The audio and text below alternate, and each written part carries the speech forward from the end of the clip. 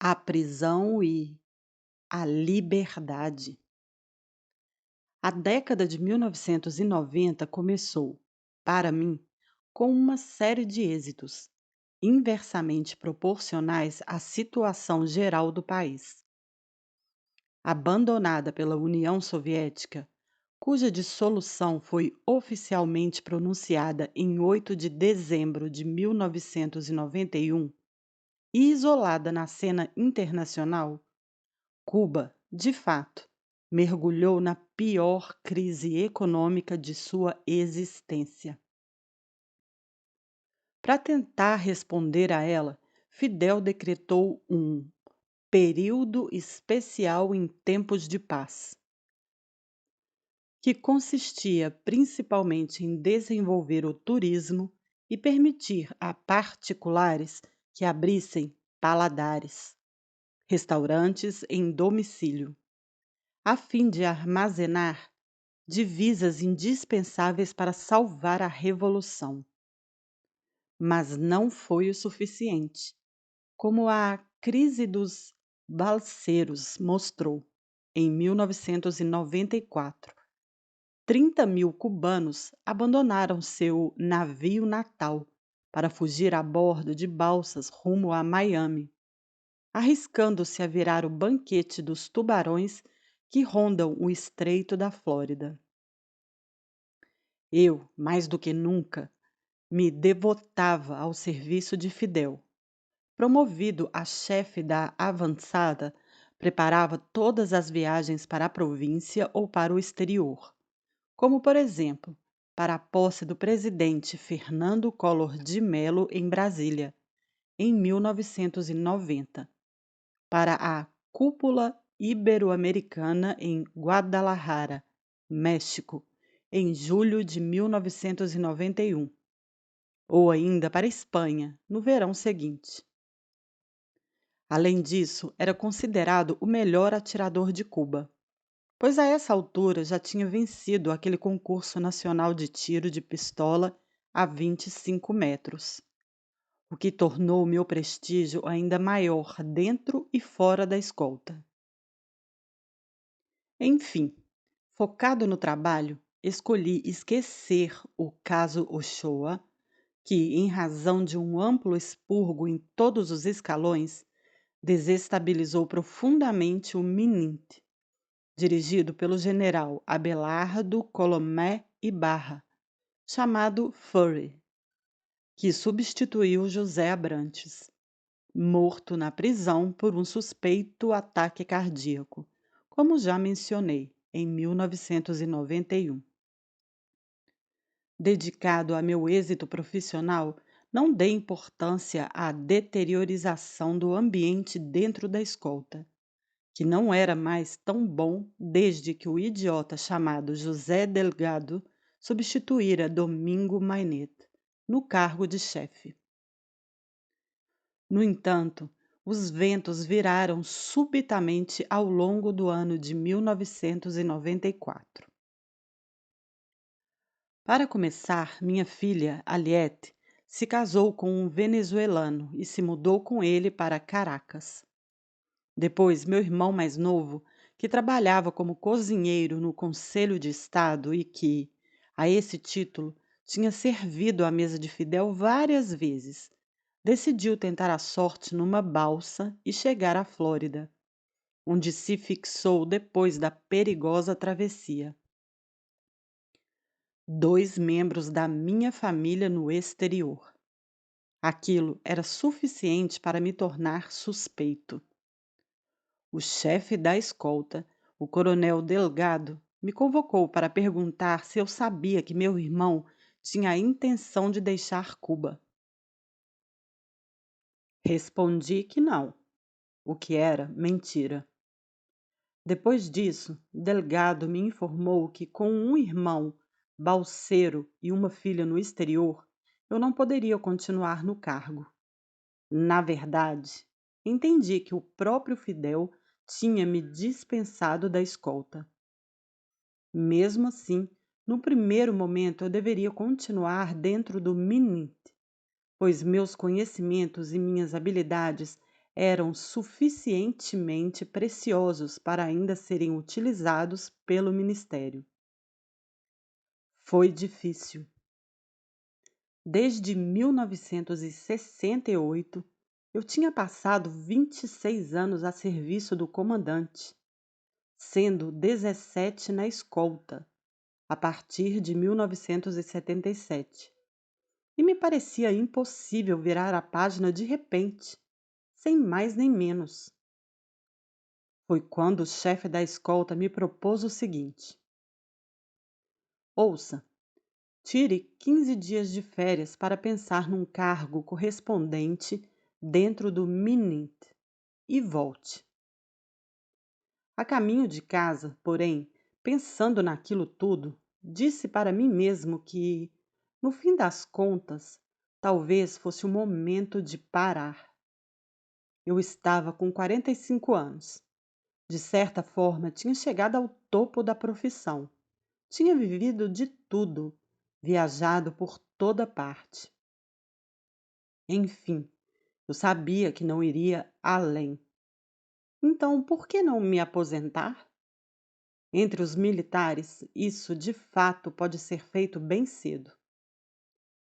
Quando cheguei em casa, compartilhei minhas intenções com minha mulher e escrevi uma carta à Segurança Social cubana para fazer valer meus direitos. 15 dias depois, escrevi minha carta de demissão, que num primeiro momento pareceu ser aceita. Mas logo o general Humberto Francis, chefe da segurança pessoal, o departamento encarregado da proteção de todos os altos dirigentes, convocou-me para anunciar que minha saída estava fora de cogitação. Você não vai a lugar nenhum e de forma alguma irá se aposentar. Certo de meu direito, de minha total lealdade para com a revolução e da excelência de meus serviços, insisti e exigi passar por um conduto relamentário, um recurso que permite dirigir-se a um superior hierárquico, a fim de falar diretamente com Furry, isto é, o ministro do Interior, Abelardo Colomé Ibarra. Sem a menor intenção de criticar o sistema, eu queria apenas lhe explicar meu desejo de voltar à vida civil. 2 dias depois, 2 tenentes-coronéis vieram bater à minha porta para anunciar que o general Humberto Francis queria me ver de novo em seu gabinete. Ao volante de meu carro, respondi à convocação de imediato.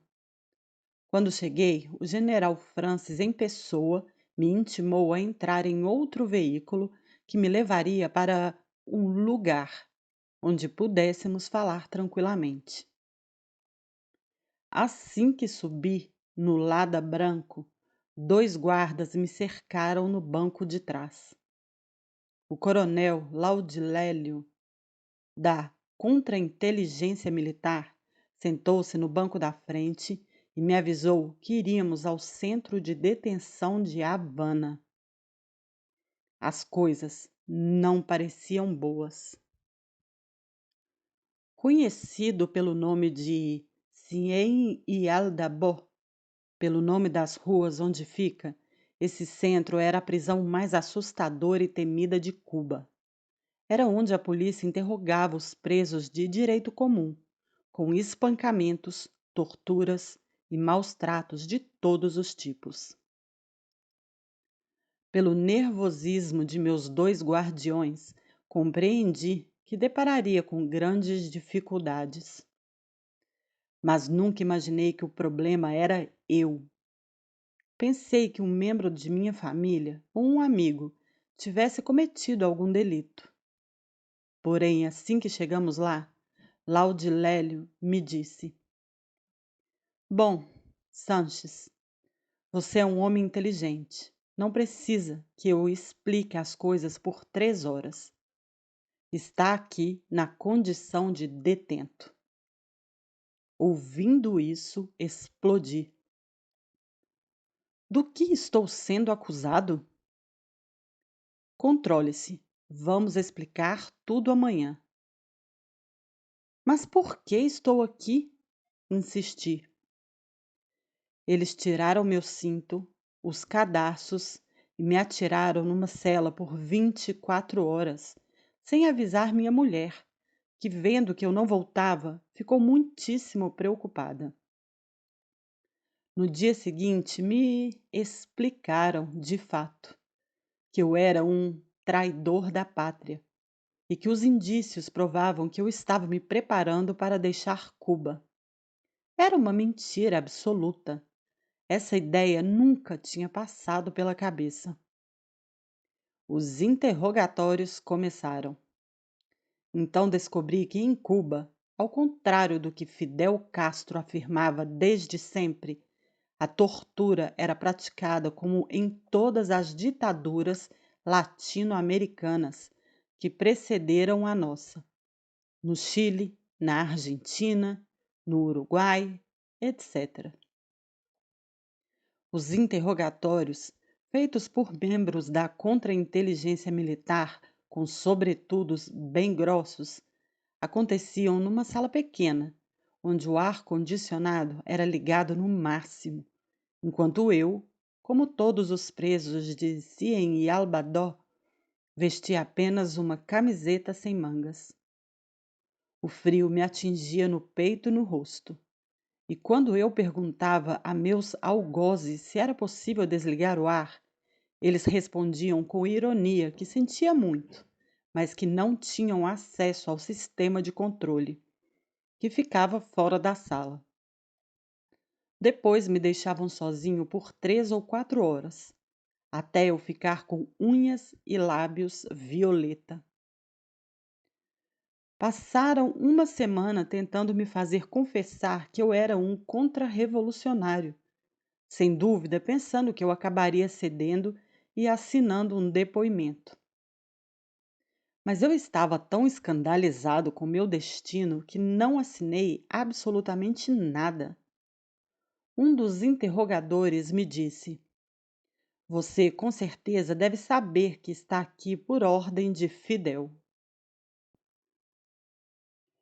No fim de uma semana, fui informado de que a administração penitenciária estava à espera do comandante em chefe para saber se eu seria liberado ou não. Então entendi que estava ali somente pela vontade do homem que eu tinha servido por 1/4 de século. Naquele momento, gostaria de ter falado com meu antigo patrão, pois sabia que teria sido fácil demonstrar que eu era uma vítima inocente de uma armação, que ele estava enganado e que provavelmente fora levado a equivocar-se a meu respeito pela má vontade de alguns membros da escolta. Eu sabia, de fato, que nosso chefe, José Delgado, sentia por mim uma inveja dissimulada, pela simples e boa razão de que ele não tinha nenhum talento. Além disso, minha responsabilidade enquanto preparador físico da escolta me dava um poder considerável dentro dela, pois era eu quem selecionava os participantes das viagens ao exterior. Seja como for, nunca tive acesso a Fidel, o que provava, mais uma vez, que ele tratava os seres humanos como objetos a serem jogados no lixo depois que não serviam mais. Eu sabia disso, mas como muitas pessoas nesse tipo de situação, pensei que, em vista de tudo o que tinha feito por ele, seria poupado. Fui então colocado em isolamento numa cela imunda onde não vi a luz do dia por 2 meses. Em Cien e Aldabó, as celas, infestadas de baratas, foram concebidas para feder a urina e excremento. Havia apenas um buraco para fazer as necessidades. e a torneira de água, cuja vazão permitia beber o equivalente a 2 copos por dia, não mais que isso, ficava a apenas 10 centímetros daquelas latrinas imundas. Para quebrar meu relógio biológico interno, o café da manhã era servido às 2 horas da tarde e a refeição principal, asquerosa, fria e em quantidade insuficiente, às 8 horas da manhã. Além disso, lá dentro fazia um calor sufocante e o contraste com o frio da sala de interrogatórios era insuportável. Para completar esse quadro sórdido, meus guardas me deram um colchão de fibra de arroz visivelmente contaminado, pois em poucos dias tive uma erupção cutânea espetacular com feridas de pus em toda a parte inferior do corpo a partir da cintura, inclusive nos testículos. Felizmente, um médico do CIMEC, um certo Alfredo, preso por ter saído ilegalmente de Cuba, trabalhava na enfermaria da prisão e conseguiu me curar. Ao fim de 2 meses, porém, eu estava física e moralmente destruído. Tinha perdido quase 30 quilos, passando de 83 para 54 quilos. Não aguentando mais, finalmente pedi para falar com um responsável e, no dia seguinte, fui levado até um coronel. Nunca soube o seu nome, que me disse saber quem eu era. Faz um bom tempo que eu quero conhecê-lo, ele disse. Respondi, mordaz, que ele sabia onde me encontrar. Depois, dei-lhe um ultimato. Se amanhã vocês não me tirarem desse buraco, vou começar uma greve de fome e o primeiro a entrar em minha cela será devorado. Contrariado, o coronel levou minha ameaça a sério. Aparentemente, a mensagem chegou a Fidel, pois no dia seguinte, 12 homens armados foram enviados para me buscar e me transferir para a prisão de La Condesa, na cidade de Guinness, 30 quilômetros ao sul de Havana. Ali fui encerrado com 22 outros detentos, dentre os quais alguns eram criminosos perigosos, naquilo que em Cuba chamamos de uma galera, pois as condições de vida lembravam de fato as das galés. A transferência para Guinness foi um pequeno progresso, apesar das torturas brancas, que não deixam vestígios, continuarem sendo a regra. Guinness tinha um microclima que, à noite, fazia a temperatura descer abaixo da média das outras cidades cubanas. Assim, na estação fria, os guardas nos faziam sair para o pátio às 3 horas da manhã e nos obrigavam a tirar a roupa. Tínhamos que ficar ali, de pé e nus, na frente de nossos carcereiros, que nos humilhavam. Estão com frio? Que estranho, nós não. Então, aqueles sádicos iam embora às gargalhadas e nos deixavam tremendo a noite toda. Esse tipo de prática e outros ultrajes muito piores são moeda corrente nas prisões da ilha há décadas. Mas isso nunca impediu Fidel e Raul Castro de afirmarem ao mundo que não existe tortura em Cuba, pois seu regime é civilizado demais para isso. Em Guinness, os carcereiros continuavam me ameaçando. Se continuar negando ter participado de atividades contra-revolucionárias e ter se encontrado com pessoas desviantes, se não assinar o depoimento, nunca sairá daqui. Cerrando os dentes e fixando-os nos olhos, eu respondia: Se este for o meu destino. Finalmente, cerca de um mês depois de minha transferência, 8 homens armados até os dentes me levaram ao Tribunal Militar de Playa, uma das municipalidades de Havana. Nessa sessão entre quatro paredes, todos os meus direitos foram desrespeitados. O presidente não ouvia quando meu advogado falava.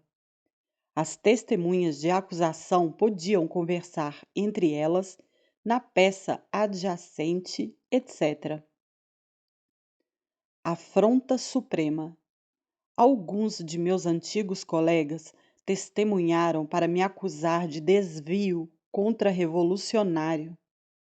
Mas graças a meus conhecimentos de direito penal e também porque meu dossiê estava vazio, consegui fazer valer argumentos convincentes para minha própria defesa, lembrando que não tinha absolutamente nada a fazer na frente dos juízes, e muito menos atrás das grades, pois meu único erro tinha sido o de ter pedido afastamento, coisa que, até onde eu sabia, não constituía um delito.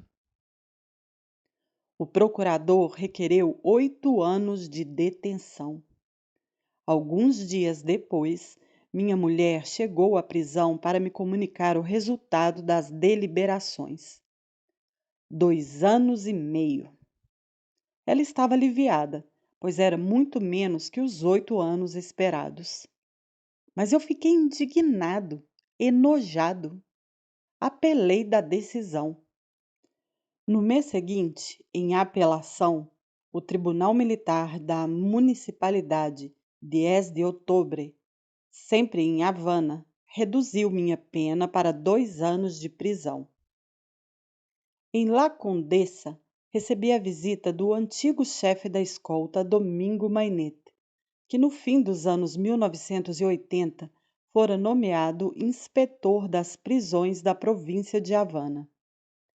Naquele momento estávamos literalmente falando, cada um de um lado. Mainet me perguntou como eu estava e respondi: muito mal. E você sabe perfeitamente que não tenho nada a fazer aqui, porque me conhece muito bem. Depois, ele quis saber se eu pensava que era por vontade pessoal de Fidel que estava preso. Obviamente, abstive-me de dizer a verdade, pois conhecia o sistema cubano. Atacar El Comandante apenas pioraria minha situação. Contentei-me em responder. Ele provavelmente foi induzido ao erro por seu sucessor, o chefe da escolta José Delgado, e pelo pessoal da contra-inteligência militar. E acrescentei: agora, se não tem mais nada a dizer, gostaria de voltar para minha cela. Mais tarde, o general Francis, o grande chefe da segurança pessoal, também foi me ver. Quando cheguei ao gabinete do diretor da prisão, que nunca tinha recebido um general tão importante, uma mesa estava posta. Francis começou me dizendo que eu logo seria recebido pelo ministro do Interior, Abelardo Colomé Ibarra, o que nunca aconteceu. Depois me convidou a comer. Recusei, explicando que não era o tipo de refeição que geralmente degustávamos na prisão e que, como ele devia saber, não havia nenhum motivo razoável para que eu apodrecesse entre quatro paredes. O general, um pouco incomodado, baixou a cabeça para se servir e eu pus fim à conversa pedindo, como tinha feito com Domingo Mainet, para voltar à minha cela. Mais uma vez, abstive-me de qualquer crítica a Fidel a fim de não comprometer minhas chances de libertação. Também tenho certeza de que, durante meu período atrás das grades, tentaram me matar. Da mesma maneira que, sem dúvida, livraram-se do antigo ministro do Interior, José Abrantes, condenado a 20 anos de reclusão em agosto de 1989 e morto por um ataque cardíaco em janeiro de 1991.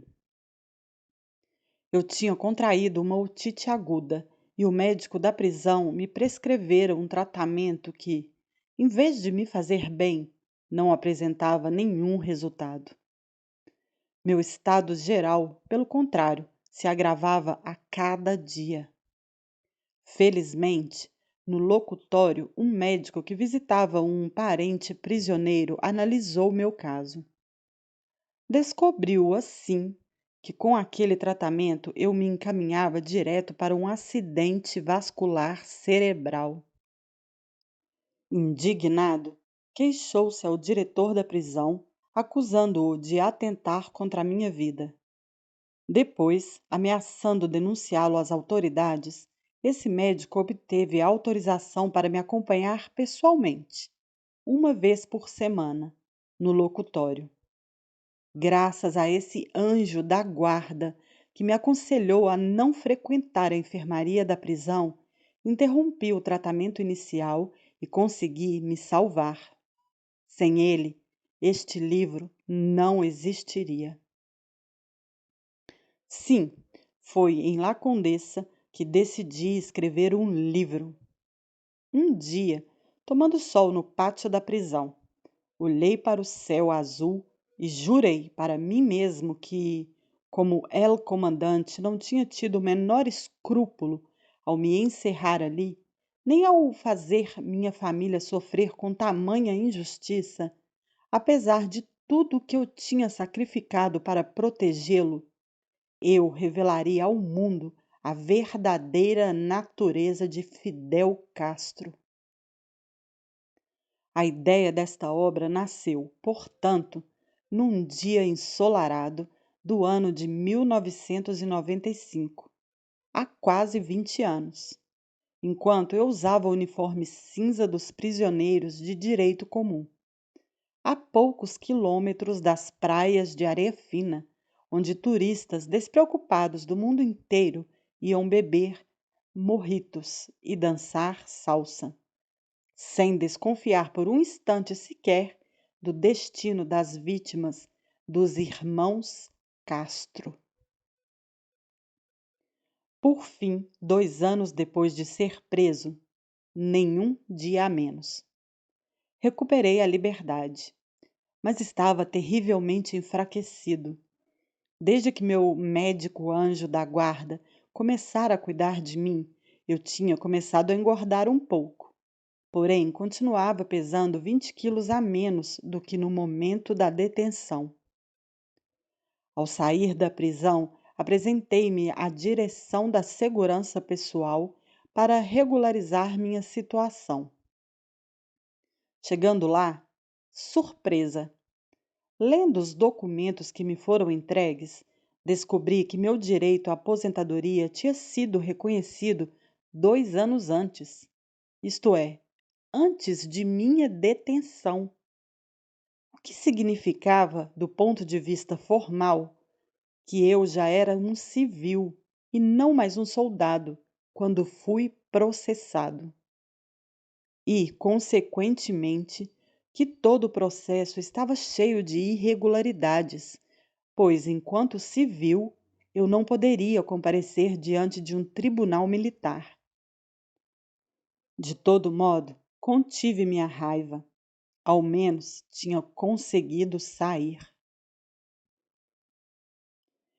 Eu não sabia que ainda não estava livre do assédio policial. Logo fui posto sob a vigilância rígida do G2.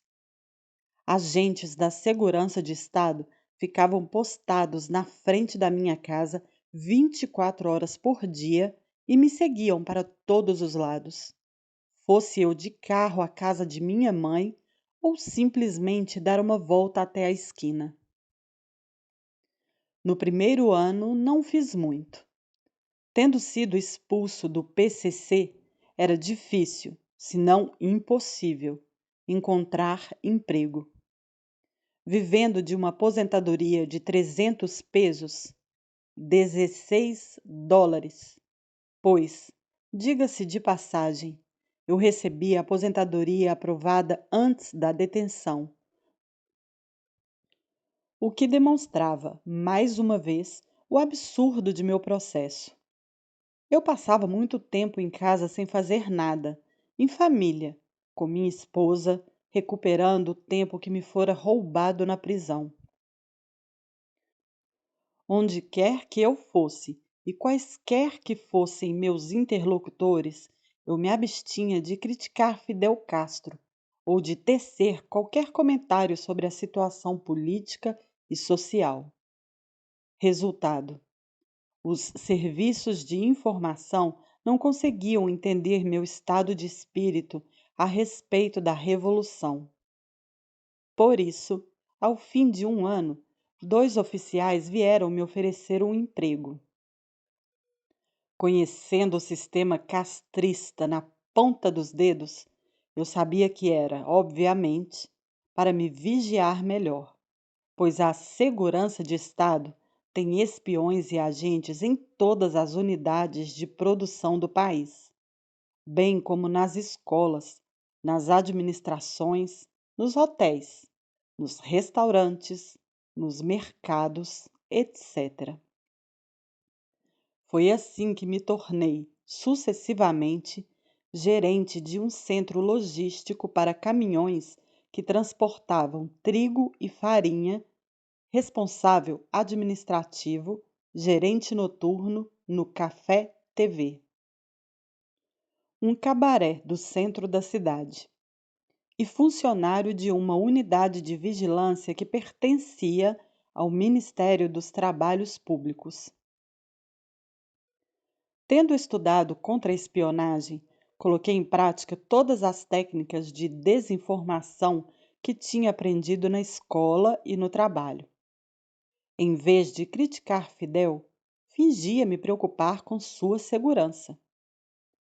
O comandante em chefe precisa tomar cuidado ao visitar tal país, pois lá os inimigos da revolução são legião. Eu deixava escapar numa conversa com os colegas de trabalho, sabendo que minhas palavras seriam repetidas. Eu também participava de todas as atividades revolucionárias, assistindo a reuniões de bairro ou comparecendo às manifestações de massa convocadas pelo comandante. Ao mesmo tempo, no entanto, mantinha-me discretamente informado sobre as redes de emigração clandestina que, a partir dos anos 1990, se multiplicaram em Cuba. Graças a elas, fiquei sabendo que os serviços de passador custavam no mínimo 10 mil dólares.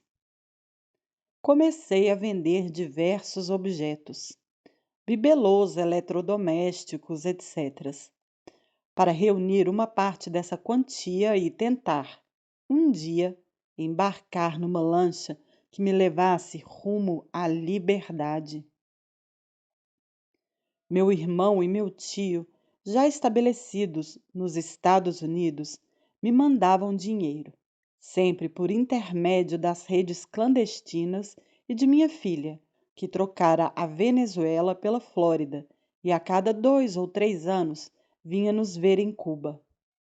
Além disso, comecei a enviar-lhes documentos, fotografias, diplomas, medalhas, etc., que, chegada a hora, me permitissem provar, sem possibilidade de contestação, que eu tinha de fato trabalhado como guarda-costas de Fidel por 17 anos. Libertado da prisão em 1996, levei 12 anos para conseguir sair da ilha. Em 2008, depois de 10 tentativas infrutíferas.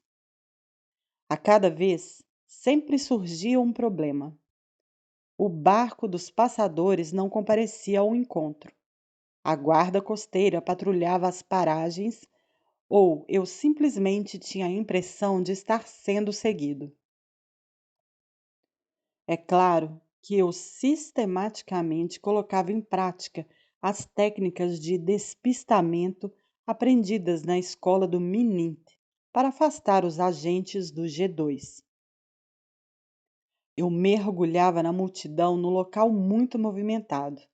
Entrava rapidamente no banheiro público para mudar de chapéu e de camiseta, e após alguns minutos voltava pelo mesmo caminho, depois de dobrar numa esquina para ter certeza de estar sozinho. Mas tudo isso era desgastante, e eu me perguntava se realmente um dia conseguiria sair de lá. Em 2008, a sorte virou. Minha mulher conseguiu uma autorização de saída para ir visitar a irmã nos Estados Unidos. Ela ficaria na Flórida por um mês, a menos que, finalmente, eu conseguisse fugir. Uma semana depois de sua partida, recebi uma mensagem, via rede de passadores, dizendo que uma passagem para o México estava prevista para os próximos dias. Dessa vez, o encontro fora marcado na província de Pinar del Rio, a mais ocidental da ilha.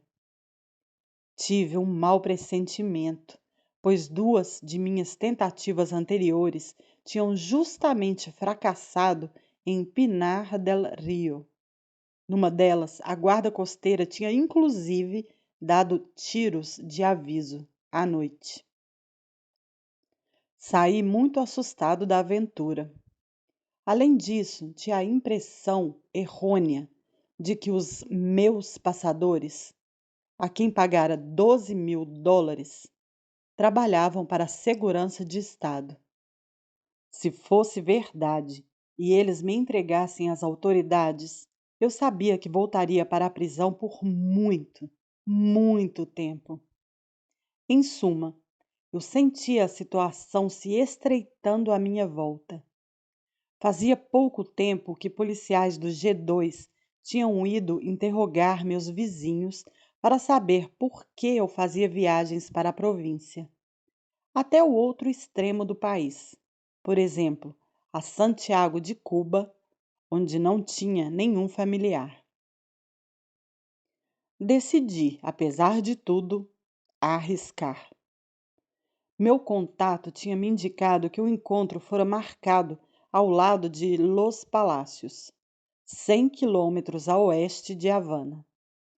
Por ironia do destino, encontrei-me, no dia marcado, escondido numa zona pantanosa a apenas 600 metros de uma casa que eu conhecia perfeitamente, por tê-la frequentado dezenas de vezes com Fidel.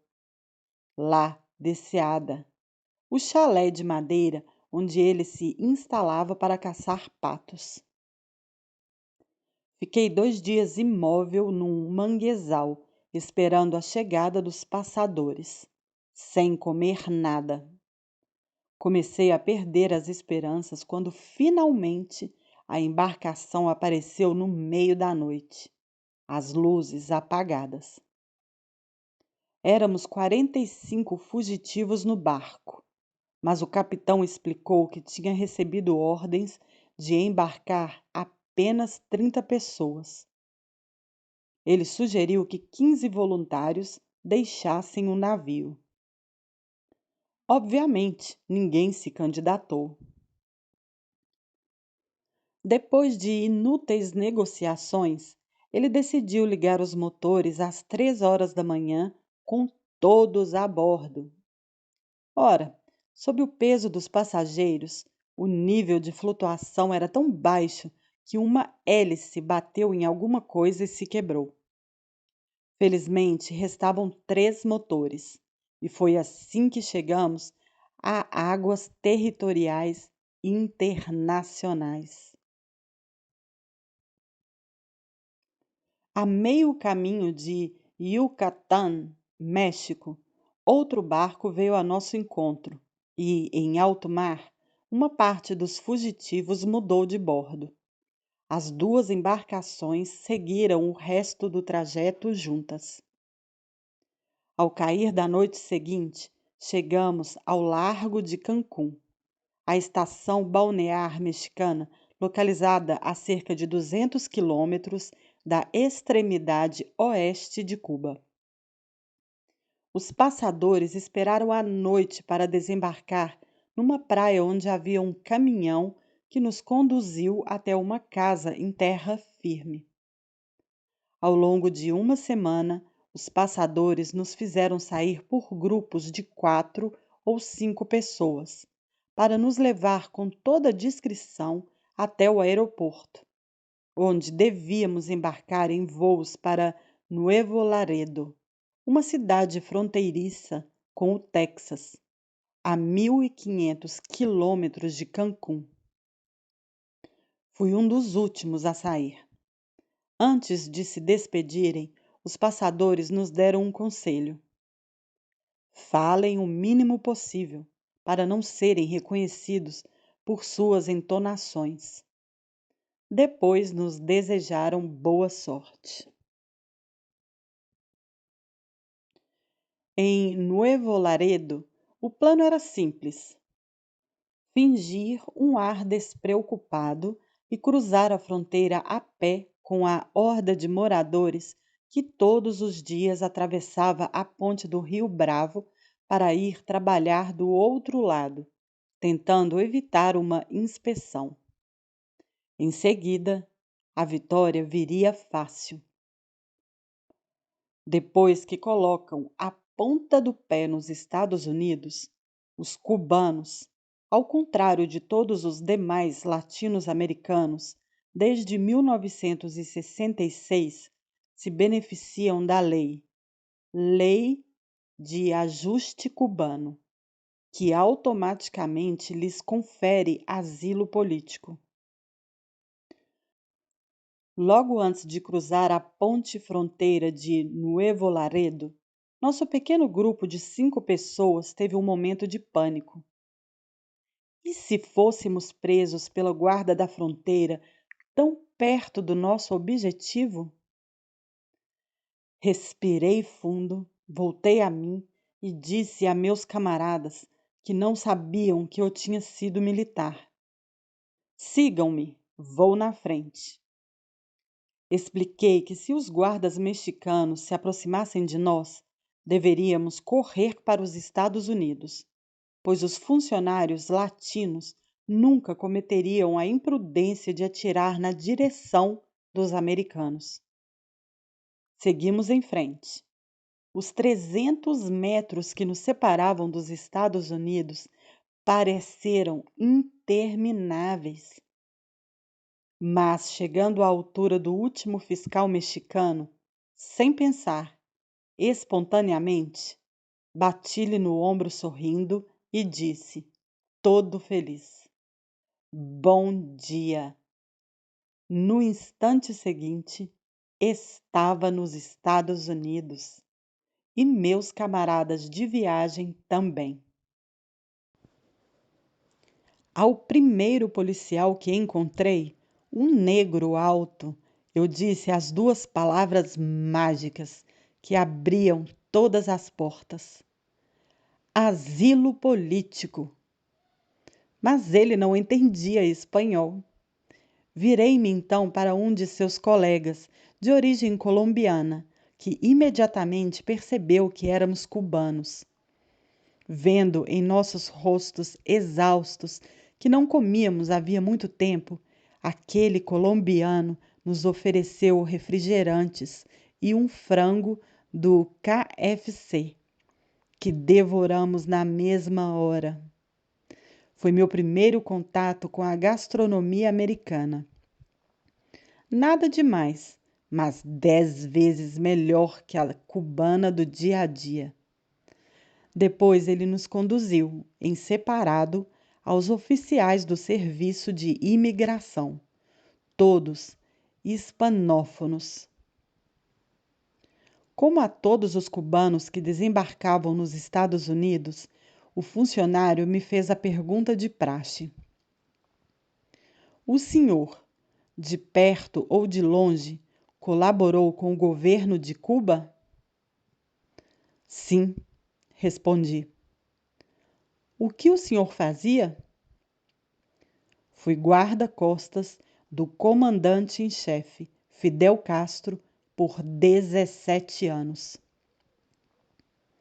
Meu interlocutor parou de falar, olhou-me por cima dos óculos e perguntou se eu estava falando sério. Eu disse que sim e pensei que seu queixo fosse cair. Devo dizer que, até hoje, continuo sendo o único membro da escolta de Fidel a ter desertado. O funcionário esboçou um grande sorriso, levantou-se e disse: Não saia daqui, volto já. Ele desapareceu por 1 hora e voltou com um enorme dossiê que colocou sobre a mesa. Em cima, podia-se ler numa etiqueta branca: Juan Reinaldo Sanches.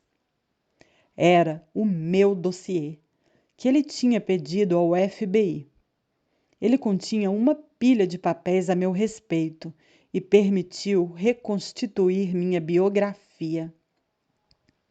Lembro que o oficial passou a hora seguinte preenchendo meu pedido de asilo e me fazendo perguntas perfeitamente anedóticas e engraçadas. Por exemplo, ele queria a todo custo entender como Fidel conseguia comer com uma barba tão comprida e espessa. Por fim, quis saber se eu aceitaria uma entrevista de briefing com um agente do FBI, ao que respondi: é claro, com muito prazer. A seguir, telefonei para meu tio, que sempre considerei como um pai. Do outro lado, em sua casa em Miami, ouvi-o gritar e dançar de alegria. É verdade? Você conseguiu? Eu te amo, meu filho. Venha logo, queremos te ver agora. Tínhamos a impressão de estar vivendo o happy end de um filme. Ele me enviou uma passagem de avião e 8 horas depois aterrissei em Miami, recebido pelo melhor comitê de boas-vindas. Minha família inteira. Enfim, quase toda. Minha mãe tinha ficado em Cuba, meu filho também, que conseguiria, como ela, deixar a ilha em 2012. Mas os outros estavam loucos de alegria.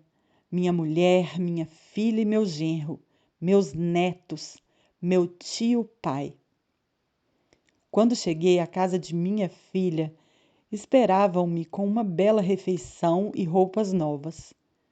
Tinha saído de Cuba sem nada além do que tinha no corpo. Fui tomar um banho quente, fazer a barba, ficar bonito e limpo para festejar aquele acontecimento inaudito. Minha liberdade. Pela primeira vez em anos eu podia relaxar, enfim livre da sensação de opressão causada pela presença constante dos agentes da segurança de Estado. A espada de Damocles que pesava sobre mim havia tanto tempo tinha desaparecido. Para um cubano, o reencontro e a reunificação da família são a melhor coisa do mundo. Nunca mais precisarei conhecer a separação que faz tantas famílias sofrerem. Passamos à mesa para comer camarones al ajillo, um prato tipicamente cubano, camarões ao alho, com arroz e feijão preto. E passamos a noite rindo e nos abraçando. No dia seguinte, depois de uma noite curta, visitei o bairro de Little Havana e constatei que nada em sua arquitetura se parecia com Havana, apesar das centenas de milhares de exilados cubanos jogando dominó nas praças públicas. bebendo café cubano a todo momento e reconstituindo a atmosfera calorosa típica do povo a que pertenço. Depois de um ano, pude começar a trabalhar como consultor independente na proteção de pessoas e também como analista político de Cuba. Estou convencido de uma coisa: nada vai melhorar na ilha enquanto os irmãos Castro estiverem no poder. De longe, vejo meu antigo chefe, Fidel, afundando na velhice e na doença. Está decaindo aos poucos, cada vez menos capaz de reinar sobre as pessoas e de influenciar os acontecimentos. Ao se contemplar no espelho, sei a que ponto deve sofrer por se ver tão diminuído. Eu o conheço. Quando penso nele, não sinto nenhum ódio, nenhum ressentimento, nenhum rancor. São sentimentos negativos que me impediriam de viver. Sempre fui um otimista, certo de que o amanhã será melhor do que o hoje. Sinto muito mais raiva de seus homens, que me acusaram no tribunal, do procurador, dos juízes, dos oficiais da contra-inteligência militar, de alguns antigos colegas que prestaram falso testemunho e dos demais espiões. Pois são eles que fazem o serviço sujo e são eles que sustentam o sistema. De minha parte, apenas me enganei. Cometi o erro de dedicar a primeira parte de minha vida à proteção de um homem que eu admirava, em sua luta pela liberdade do país e em seu ideal revolucionário, antes de vê-lo tomado pela febre do poder absoluto e pelo desprezo ao povo. Mais que sua ingratidão sem fim por aqueles que o serviram, condeno sua traição, pois ele traiu a esperança de milhões de cubanos.